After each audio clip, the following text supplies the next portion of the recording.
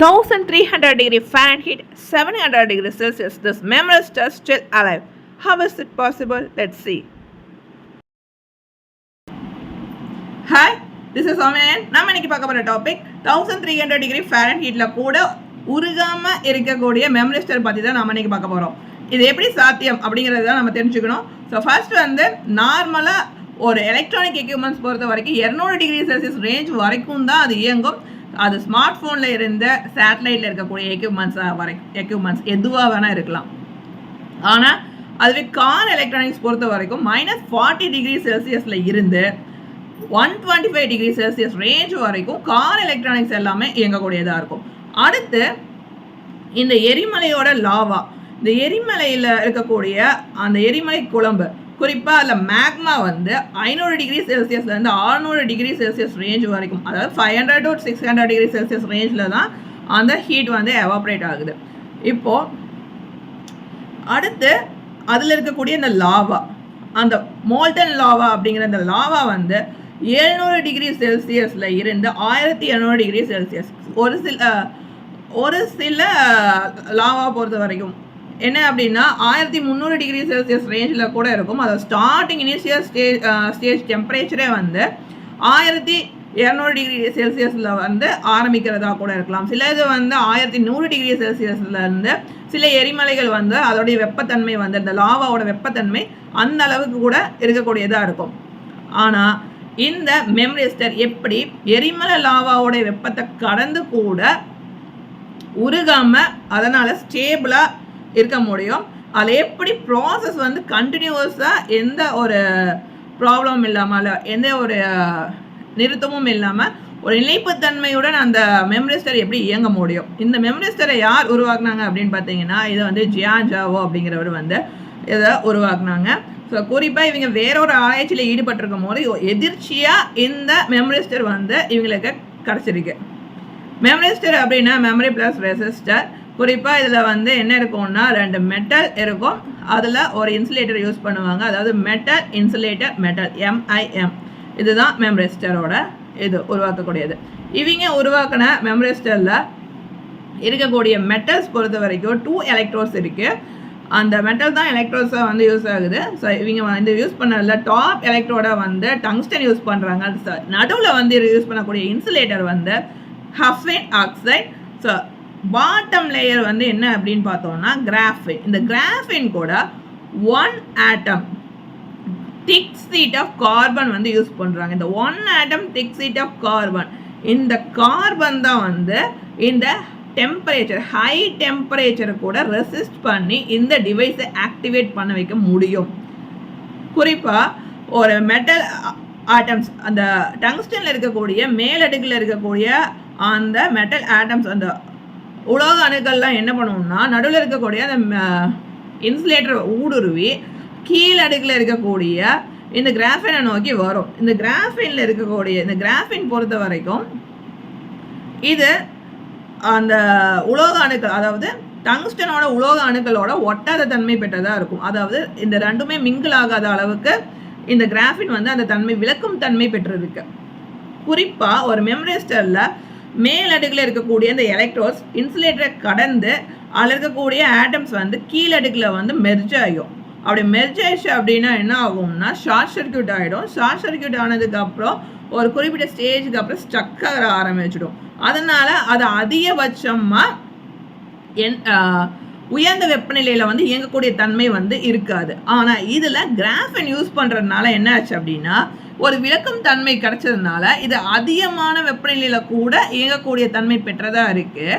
ஏன்னா இது வந்து ரெசிஸ்ட் பண்ணிடுது, தடுத்து நிறுத்திடுது. அதனால் தொடர்ச்சியாக இயங்க முடியும். எந்த வெப்பநிலையில் கூட இது வந்து தொடர்ச்சியாக இயங்கக்கூடியதாக இருக்கும். இந்த டங்ஸ்டனும் கிராஃபைனும் கிட்டத்தட்ட தண்ணீரும் எண்ணெயும் எப்படி ரெண்டும் கலக்குமா? கலக்காதுல்ல. அப்போ புறப்பரப்பில் தானே, அந்த தண்ணீரோட புறப்பரப்பில் தானே எண்ணெய் வந்து தேங்கி இருக்கும். அந்த மாதிரி கிராஃபைனோட புறப்பரப்பில், மேற்பரப்பில் வந்து இந்த டங்ஸ்டனோட உலோக அணுக்கள் போய் தங்கிடும். அப்படி தங்கும் பட்சத்தில் என்ன ஆகும்னா இது வெப்பத்தை வந்து அடுத்து கடத்தாமல் இருக்கும். அதனால் அந்த டிவைஸ் வந்து பாதிப்பு இல்லாமல் அப்படியே இயங்கும். 50 மணி நேரத்தை கடந்து கூட ஒரு 700 டிகிரி செல்சியஸ் ரேஞ்சில் இருக்கக்கூடிய ஒரு டெம்பரேச்சர் பிளேஸில் வந்து வச்சாலும் இது தொடர்ச்சியாக 50 மணி நேரத்தை கடந்து இயங்கக்கூடிய தன்மையில் இருக்குது. அப்படி இருக்கிறதுனால இந்த மாதிரியான மெம்ரிஸ்டர், ஸோ இது வந்து ஒரு ஸ்டார்டிங் ஒரு இனிஷியல் ஸ்டேஜில் மெம்ரிஸ்டர் வந்து இவங்க டிசைன் பண்ணியிருக்காங்க. இவங்க டிசைன் பண்ண மெம்ரிஸ்டரில் கிராஃபின் யூஸ் பண்ணனால இது இந்த மாதிரி நடந்திருக்கு. இப்போது இதை பேஸ் பண்ணி நிறைய எலக்ட்ரானிக்ஸ் எக்யூப்மெண்ட்ஸில் வந்து ஃபர்தராக ஒரு எலக்ட்ரானிக் எக்யூப்மெண்ட்ஸில் இந்த மாதிரி வந்து கொண்டு வரும்போது ஒரு மாற்றத்தை கொண்டு வரும்போது இது விண்வெளி ஆராய்ச்சியில் அதிகபட்சமாக ஈடுபடுறதுக்கான வாய்ப்புகள் வந்து இருக்கும். அப்போது இந்த ஒரு உரைநிலையில் இருக்கிறதா இருக்கலாம், இந்த அளவு வெப்பநிலைக்கு மேலே வந்து ஒரு எலக்ட்ரானிக்ஸ் எக்யூப்மெண்ட்ஸ் வந்து ஒர்க் ஆகாது, ஃபெயிலியர் ஆகிடும். அந்த மாதிரியான இடத்துல கூட அந்த எக்யூப்மெண்ட்ஸில் உருகிடும். அப்படி உருகும் பட்சத்தில் எதுவுமே பண்ண முடியாது. அதனால் சிக்னலை ப்ராசஸ் பண்ண முடியாது. சரியாக வந்து அதை சமிக்ஞையில் வந்து உருகிய இடத்துக்கு அனுப்பவும் அந்த இடத்துல இருந்து வரக்கூடிய சமிக்ஞையில் பெறவும் முடியாது. அப்போனா அந்த டிவைஸ் என்ன ஆச்சு ஏதுன்னு எதுவுமே வந்து நமக்கு தெரிஞ்சுக்க முடியாது. ஆனால் இந்த பேஸ் பண்ணி இனி வரக்கூடிய ஃப்யூச்சர் சிப்ஸ் வந்து டிசைன் பண்ணாங்க அப்படின்னா வெள்ளியில் வந்து, அதாவது கோள்களில் வெள்ளியிலோட புறப்பரப்பு வெப்பநிலை வந்து 500 டிகிரி செல்சியஸ் ரேஞ்ச், அதாவது 464 டிகிரி செல்சியஸ், கிட்டத்தட்ட ஃபேரன்ஹீட்டில் 867 டிகிரி ஃபேரன்ஹீட் கொண்டதாக இருக்கும் வெள்ளியோட புறப்பரப்பு, வெள்ளிக்கோளுடைய புறப்பரப்பு. அப்போது அந்த இடத்துல வந்து இந்த எலக்ட்ரானிக் எக்யூப்மெண்ட்ஸ்லாம் வந்து இவங்க அதை பேஸ் பண்ணி இவங்க அனுப்பக்கூடிய எந்த ஒரு ரிசர்ச்சும் வந்து ஃபுல்ஃபில் ஆகவே இல்லை.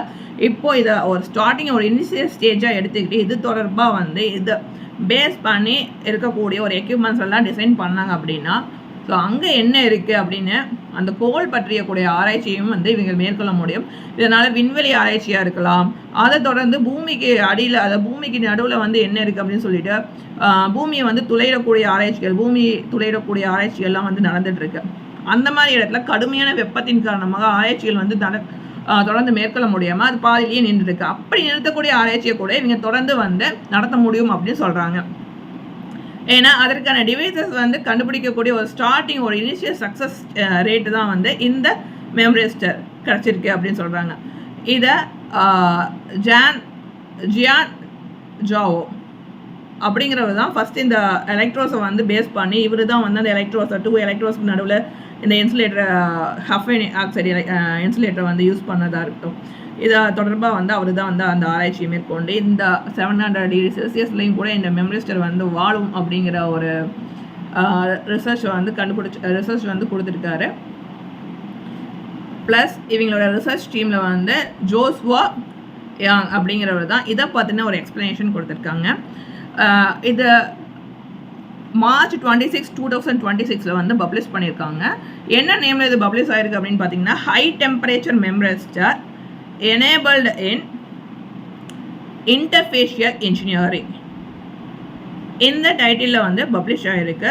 சயின்ஸ் அப்படிங்கிற ஒரு மேகசினில் வந்து பப்ளிஷ் பண்ணியிருக்காங்க இந்த ரிசர்ச் பார்த்தினது.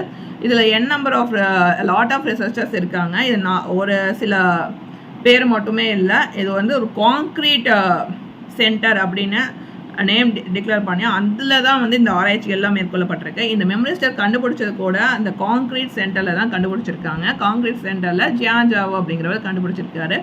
இதோடைய தொடர் ஆராய்ச்சியெல்லாம் வந்து ஒரு பெரிய கூட்டமே வந்து இதற்கான ரிசர்ச் தீசிஸ் வந்து எழுதியிருக்காங்க. இந்த சென்டர் கான்க்ரீட் சென்டர் அப்படின்னா என்ன அப்படின்னா, இதோட நியூரோமார்பிக் கம்ப்யூட்டிங்காக ஏற்படுத்தப்பட்டது. அதாவது ஆர்டிஃபிஷியல் நியூரல் நெட்வொர்க்ஸ் பேஸ் பண்ணி வரக்கூடிய ஒரு நியூரோமார்பிக் கம்ப்யூட்டிங் ரேஞ்சில் வந்து இதை வந்து உருவாக்கியிருக்காங்க. ஆர்டிஃபிஷியல் இன்டெலிஜென்ஸ்லாம் வந்து மேட்ரிக்ஸ் மல்டிப்ளிகேஷன் பேஸ் பண்ணி தான் இயங்கும். அதனால் வந்து இது லார்ஜ் அமௌண்ட் ஆஃப் எனர்ஜி வந்து எடுத்துக்காது. அது கன்வென்ஷனல் கம்ப்யூட்டர் பொறுத்த வரைக்கும் இதில் வந்து லார்ஜ் அமௌண்ட் ஆஃப் எனர்ஜி வந்து ஆகும். ஏன் அப்படின்னா இதில் ஸ்டெப் பை ஸ்டெப் வந்து ப்ராசஸ் வந்து நடந்துக்கிட்டே இருக்கும். இது மேட்ரிக்ஸ் மல்டிப்ளிகேஷன் பேஸ் பண்ணிலாம் வந்து இயங்காது, ஒரு ஆர்டிஃபிஷியல் இன்டெலிஜென்ஸ் இயங்குற மாதிரி.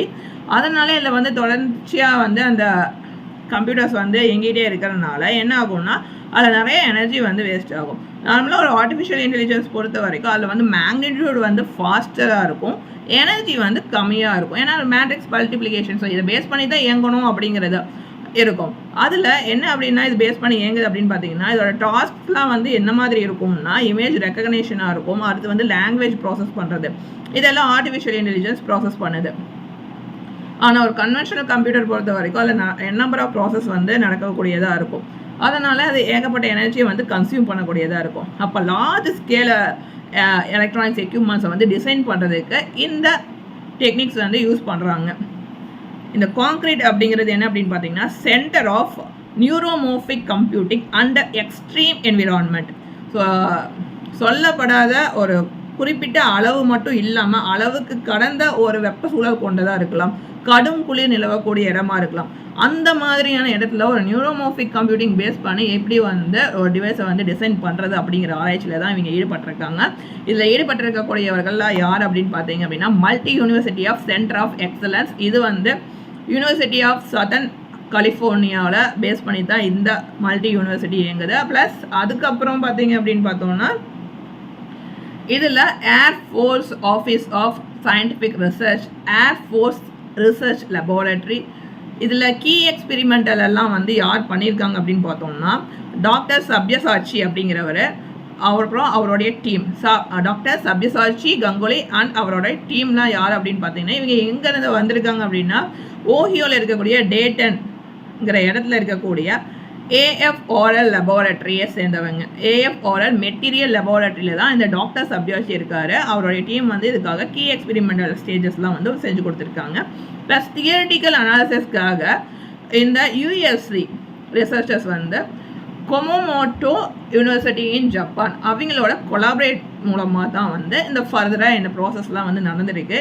இந்த மெமரிஸ்டர் இன்னும் இனிஷியல் ஸ்டேஜில் தான் இருக்குது. ஸோ அவங்களே வந்து ஷாக்கிங்காக ஜோஸ்வா யாங் என்ன சொல்கிறாரு அப்படின்னா எங்களோட இது வந்து ரிசர்ச் வந்து வேறு, எங்களோட மோட்டோ ஆஃப் ரிசர்ச் வேறு, பட் எதிர்ச்சியாக எங்களுக்கு இந்த மெமரிஸ்டர் வந்து ஒரு ஷாக்கிங்காக வந்து ஒரு 1000 டிகிரிஸ் ஃபாரன்ஹீட்டில் கூட இது உருகாமல் இருக்குங்கிறது அது அதிர்ச்சியாக இருந்துச்சு. ஸோ அப்படி இருக்கும் போது விண்வெளி ஆராய்ச்சிக்கு கூட இந்த வந்து பேஸ் பண்ணி நாங்கள் வந்து இன்னும் டிவைசஸ் வந்து கண்டுபிடிக்கிற ஸ்டேஜஸில் வந்து இருப்போம் அப்படிங்கிறத அவர் வந்து ஒரு ஹாப்பியாக வந்து இந்த ரிசர்ச் பற்றி சொல்லியிருக்காரு. ஓகே, இன்றைக்கி நம்ம 1300 டிகிரி ஃபாரன்ஹீட்டில் கூட இயங்கக்கூடிய ஒரு மெமரிஸ்டர் டிவைஸ் பற்றி நம்ம தெரிஞ்சுக்கிட்டோம். அடுத்து விண்வெளி ஆராய்ச்சியில் இது எப்படி வந்து அடுத்த ஃபியூச்சர் சிப்பை வந்து இவங்க ப்ரொடியூஸ் பண்ண போகிறாங்க அது தொடர்பான கருத்துக்களை வந்து அவங்க பகிர்ந்துருக்காங்க. அதை பற்றியும் நம்ம இன்றைக்கி பார்த்துருக்கோம். ஓகே, நெக்ஸ்ட் வேறு டாபிக் பற்றி டிஸ்கஸ் பண்ணலாம். ஸோ நீங்கள் சொன்னேன் இந்த வீடியோ பிடிச்சிருந்தால் லைக் பண்ணுங்கள், மறக்காமல் சேனலுக்கு சப்ஸ்கிரைப் பண்ணுங்கள். இது யாருக்கு யூஸ்ஃபுல்லாக இருக்குமோ அவங்களுக்கு ஷேர் பண்ணுங்கள். பாய், தேங்க்ஸ் ஃபார் வாட்சிங்.